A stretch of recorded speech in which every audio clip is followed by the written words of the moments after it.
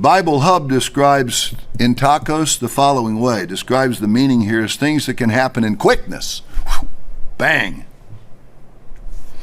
Now, what's interesting, if you're still there in Revelation 22, then verse 8, and I, John, saw these things and heard them. And when I had heard and seen, I fell down to worship before the feet of the messenger that showed me these things. Now Elijah, is he's in glory in the picture there. No, don't do that. And here's what verse 10 says. He said, worship God, into 9, said unto me, seal not the sayings of the prophecy of this book, for the time is at hand. In other words, now the time is at hand. Well, the book opens with time looks like the day of the Lord. Now he's talking to the world.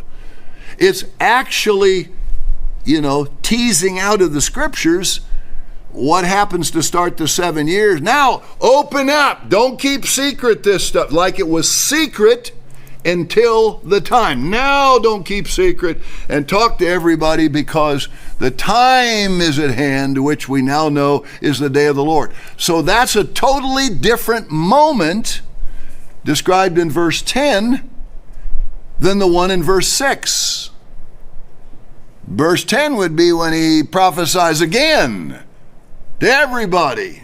But before that, the little book was open. So you may wish me to tell you, well, Mr. Pack, what are you saying? Are you saying that you prophesied to the world before that?